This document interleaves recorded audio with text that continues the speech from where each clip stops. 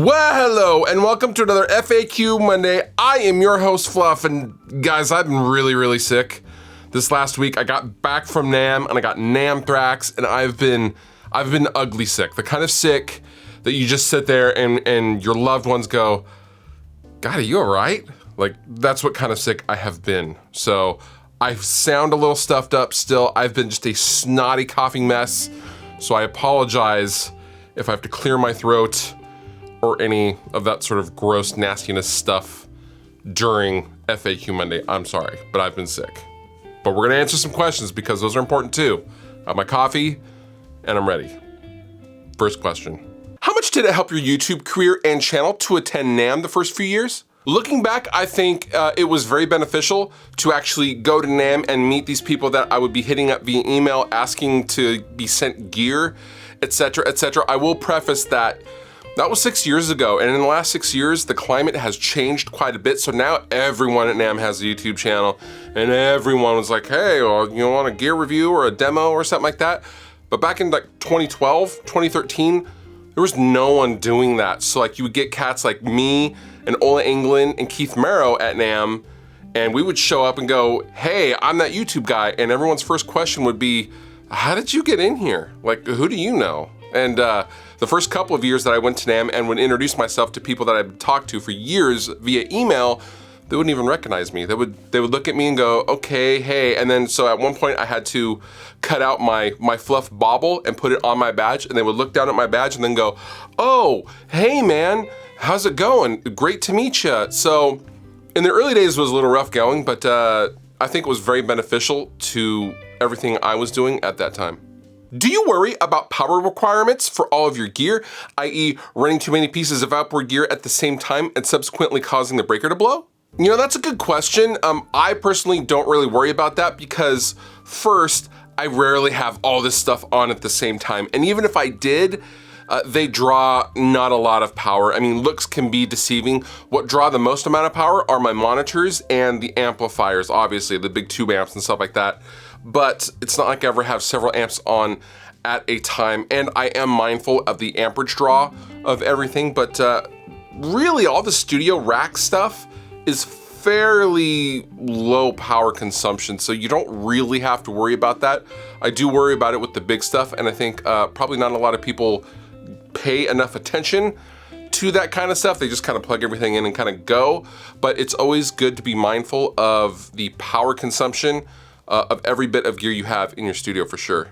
How are you liking the Axe FX3? Are you a Fractal fanboy now? So you will notice right behind me, right over here, you will see a Fractal Axe FX3 in my desk. And I got it at NAMM, I took it home with me. It had no box, I carried it down the streets of Anaheim to my hotel that was about a mile away. It was probably a funny looking sight.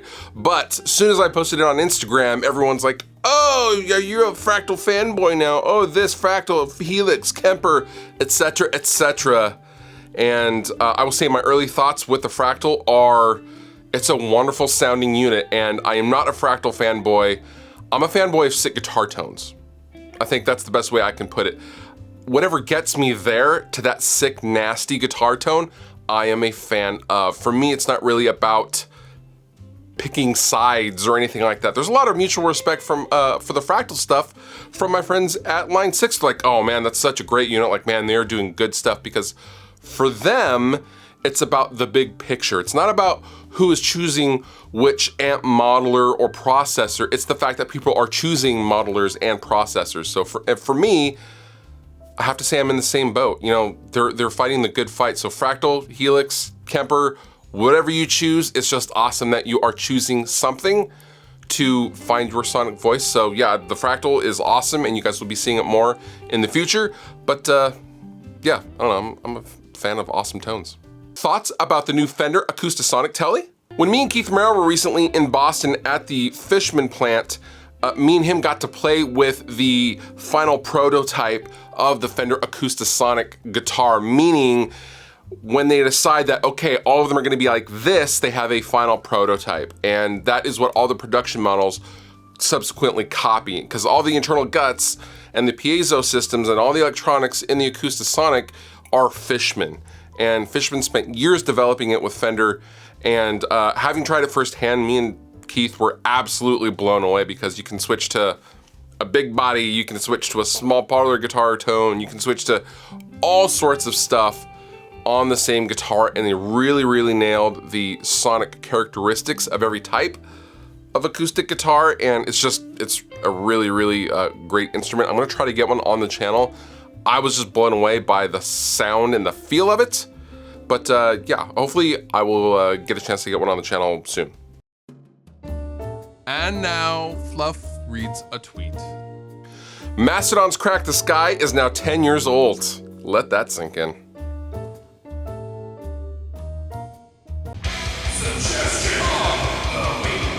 My suggestion to you this week is to check out the new YouTube membership that I have started. That little join button right below this video, that is basically like a YouTube version of Patreon where you can super subscribe. And currently I am starting the membership with a monthly exclusive live stream for the members. And in that live stream, I am giving away something from my closet every single month to a random member of my YouTube channel. And in addition to that, any demo songs that I do on this channel, you guys will get the raw files to play with, and you'll get drum MIDI and the DIs, etc., and all that good stuff to play with. I'll be adding more in the future, but for now, that is what I am launching the YouTube membership with, and I highly recommend if you want to further support me and this channel, you go and check it out. All applicable links down below in the description. You have been wonderful. I've been Fluff. Thank you so much for watching, and I'll see you next time.